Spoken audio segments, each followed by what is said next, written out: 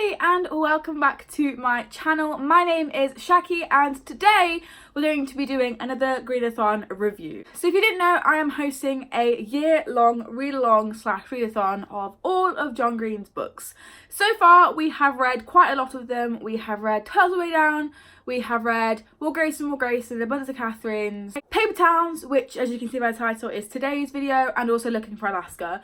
So if you want to see any of my reviews for the ones we have read so far, they will be linked down below, and my Looking for Alaska one will be coming very shortly. But today we're going to be doing our Paper Towns review, and I am so excited to talk about this book because I have been notoriously known before rereading this for not liking this book and more so liking Looking for Alaska. But I am here to say and here to officially confirm that I liked this book and it was actually great. Get you out of my hair. New photos with the bomb light. I don't know what is in my head. So for the GreenAthon, we read Paper Towns from July 10th to August 10th, and then we started Looking for Alaska on September 10th. And today I'm just going to be talking about my personal thoughts, and you can share yours in the comments section below. I think a good place to start with any book review is kind of telling you what the book is about, and I'm not gonna lie, as a popular theme, John Green's books kind of don't really have plots. They very much rely on characters, their motives, their, personalities, their quirks and stuff like that.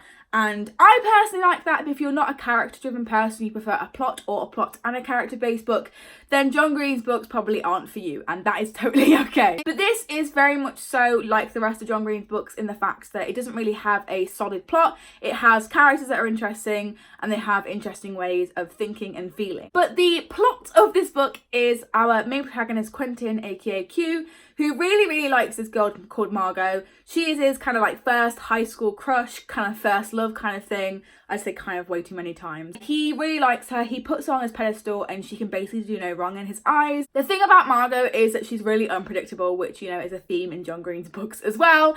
But yeah, she's really unpredictable, and she goes missing quite a lot, and she leaves clues in her room or everywhere around her house and stuff like that for the other people in her life to come and find her. But when Quentin, aka Q, starts going through all of the motions to try and find her by going through all the clues, he finds some more sincere and dark messages than he originally thought he was going to, and actually thinks that Margot is on a path to suicide. I know that sounds a little bit dark, a little bit deep, but this was surprisingly funny. Like, I really enjoyed how funny it was. I did give it a 4 stars. I just really enjoyed how much it was following the philosophical John Green characters as normal. I really like the characters that John Green has, and I like the fact that they're really smart. I was actually reading and watching some reviews on this, and in a Goodreads one that I saw, I read the words that John Green celebrates nerdom, which I really agree with and really enjoyed. So I thought I would insert it here. It's not my own thoughts, but I do agree, and I really like how they're all nerdy and philosophical. This book, again, focuses more on the characters and their individual thoughts, feelings, and relationships, and a lot of the themes in this book are very realistic. Although the plots of John Green's books aren't realistic, and again, if you like plot-driven books, this probably isn't the one for you, but I really do think that the aspect of the plot that was based on teen friendship and romance and like high school sweethearts and stuff was very well done and very realistic. Q's voice added this whole aspect of realism because it was a very real character, and for me, he thought and felt things that I actually did as a teenager, or rather a young teenager myself, and because of the characters being so realistic, it leads to more of a realistic like angle and look on things. It was a realistic angle / look on what it is like to fall in love with the first time, and how when you do fall in love with for the first time, the person that you always fall in love with is put on a pedestal and you feel like they can do no wrong. Love is blind is such a true saying when it comes to falling in love with the first time, or what you think is falling in love with the first time. And I do feel like the way that we see Margot through Q's eyes is in that way, and he's putting her up on a pedestal. In addition to this, a lot of the reviews that I read thought that Margot was a Mary Sue character, and if you don't know what a Mary Sue character is, it's basically like a character archetypal trope which most women fall under. So when men particularly are writing women, they'll write like Mary Sue characters, and they're basically characters, mostly women, who can do no wrong and they're like angels and everyone loves them despite their flaws. I can see points for where Margot is a Mary Sue and I can also see points for where she isn't, but my general thoughts on this are that she isn't, just because I feel like the way that the reader is seeing Margot through Q's eyes, the reader never really knows who Margot is, and that is like the whole point of the book. The whole point of the book is that they live in this paper town, that no one's real, everyone's a little bit fake, and even Margot, who Q respects and loves and puts on this pedestal, the way that he thinks about her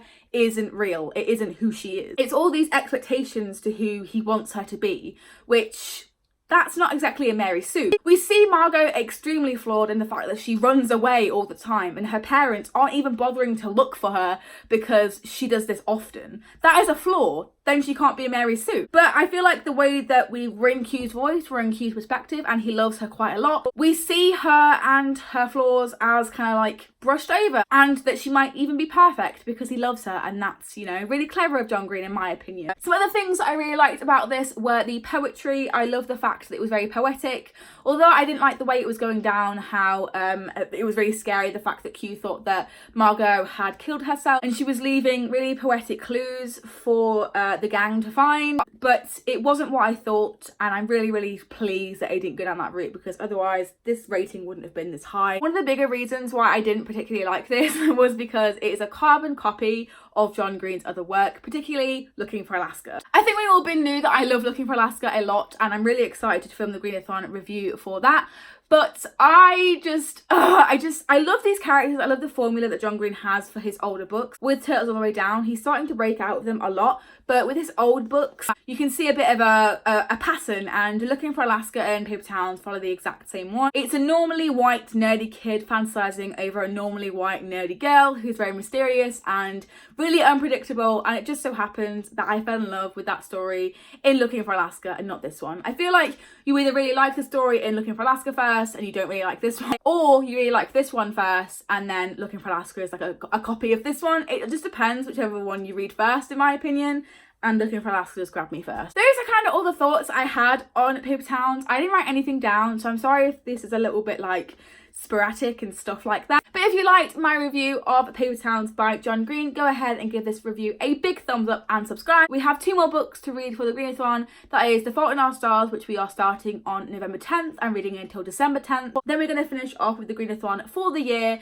with Let It Snow, co-written by Lauren Miracle and Maureen Johnson, on the 15th of December, and we're reading that to the 31st. I hopefully will be posting my Looking for Alaska one by the time, you know, October 10th comes. I have already finished it. I've sped ahead, but hopefully by the time you guys finish, I will have a review up as well, so we can be technically caught up for the time The Fault in Our Stars come and Let It Snow. In addition to this, feel free to start The Fault in Our Stars early if you know that you can't read Let It Snow in 15 days, or is it 16? Whatever time period I set out. If it isn't enough time for you, I know that for the rest of the books we had like over a month to read them, and that's been pretty fine, but I know that some people aren't as fast as readers as me. I know that I can do it. If you personally can't, then please don't worry about finishing it early, or even having to read them at the same time, like starting Let It Snow early or starting The Fault in Our Stars early. Just let me know, and make sure you don't forget to tell me your thoughts whenever you read it. I really don't mind, as long as you partake and look at my reviews and stuff. But that's everything for my review of Paper Towns. Thank you so much for watching, and I will see you the next time that I upload, or the next time that I do a GreenAthon review. Bye!